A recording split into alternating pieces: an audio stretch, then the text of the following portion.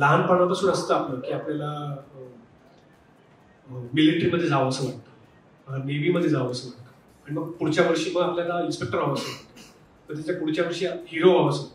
तर त्याच्यामध्ये हे होतं की मला कधीतरी इन्स्पेक्टर व्हायचं होतं आणि कोणीतरी मला सॅल्यूट ठोकेल असं वाटायचं. पण या फिल्ममध्ये कोणीच सॅल्यूट ठोकलेलं नाही मला.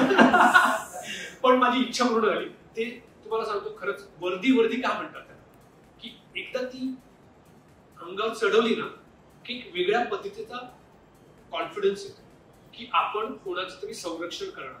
तर मला असं वाटतं की हे जी गंमत आहे ती मला अनुभवायला मिळाली.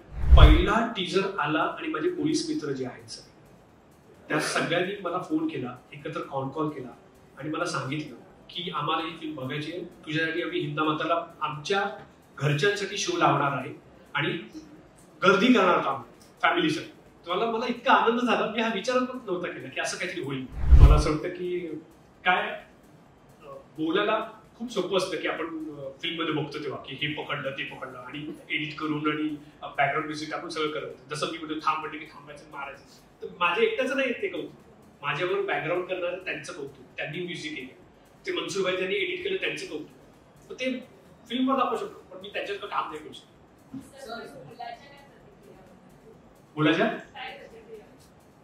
तुम्ही हसाल, पण एक दिवस म्हणजे आम्ही शूटिंग चालू होतं त्याचे फोटो दाखवले होते, तर त्याने एक दिवस अशी मागणी केली की मला इन्स्पेक्टरचा ड्रेस हवा. मला कळलंच नाही. मी दीपाला पण विचारलं की काय त्याचं काय म्हणणं. तो कालपासून मागे लागला की त्याला इन्स्पेक्टरचा ड्रेस हवा आणि तो घालायचा. आम्ही शिवून घेतला त्याच्या मापाचा. माझ्याकडे फोटो मी तुम्हाला पाठवतो. त्यांनी शिवून घेतला, बिल्डिंग मध्ये दिवसभर फिरत होता ते कपडे घालून, दुसऱ्या दिवशी काढून ठेवले, तसेच पडून देतात. पण काय त्याच्या डोक्यात मला अजूनही माहिती नाही. चांगली गोष्ट. मला असं वाटतं की त्यालाही वाटतं काहीतरी मला आवडेल. म्हणजे मला असं वाटतं की ना प्रत्येक रोलसाठी एक माणूस आपल्या डोळ्यासमोर तयार होतो आणि मला वाटतं संदीपने लिहिल्यानंतर ते डोळ्यासमोर माणसं दिसायला लागली. आणि प्रत्येक वेळेला आम्ही ऑप्शन नाही शोधतो की बा हे आहे समोर आले, दुसरं डोळ्यासमोर आले, हे नाही म्हणत तर ते दुसऱ्याला चूज करू, असं अजिबात डोळ्यासमोर आहे.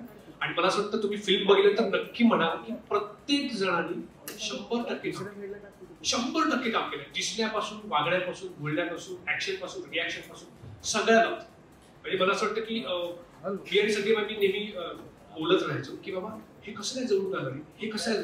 मी अक्षराला एका सिरियल मध्ये बघितलं होतं आणि एका ऍक्शन रोल मध्ये बघितलं होतं. तिने कोणाची ती हिरोच्या का कोणाच्या कानाखाली मारलं होतं, असं एक प्रोमो होता.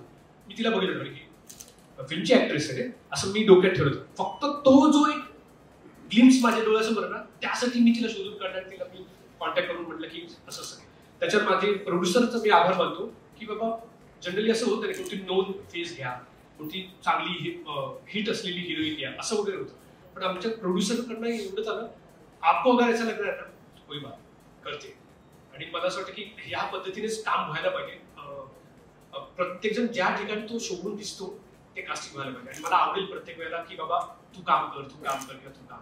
मी मगाशी जसं म्हणालो की समोरून मी बघितले त्या मुलांबरोबर मी क्रिकेट खेळलोय, मॅचेस खेळायला जायचो, सगळे एकत्र असायचो आणि त्यांना जे काही प्रॉब्लेम्स होते तेही मला माहिती आहे आणि त्यांना काय आनंद आहे तेही मला माहिती आहे. की मी स्वतः अनुभवलंय की सण असेल तर त्यावेळेला कधी त्यांना सुट्टी नसायची.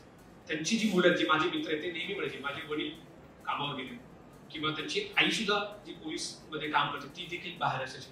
सणासुद्धाला कधीच ते लोक घरी नसायचे आणि त्यावेळेला मी त्यांच्या घरी जायचो आणि आम्ही खेळायचो वगैरे. आणि त्यामुळे मला माहिती आहे मी ह्याच्यामध्ये हे कॅरेक्टर अजिबात असं पकडलं नाही की बाबा त्या लोकांपैकी कोणाचं ते कॅरेक्टर पकडूया आणि करूया. पण मला असं वाटलं की भूषण सर असेल किंवा संदीप सर या दोघांनी मिळून जे ठरवलं की बाबा हे कॅरेक्टर असं असायला पाहिजे ते करण्याचा मी प्रामाणिकपणे प्रयत्न केला. मराठी मनोरंजन सृष्टीमधील मालिका, चित्रपट, नाटक तसेच कलाकारांबद्दलच्या नवीन अपडेट्स जाणून घेण्यासाठी नक्की सबस्क्राईब करा इट्स मज्जा मराठी या आपल्या नवीन YouTube चॅनलला.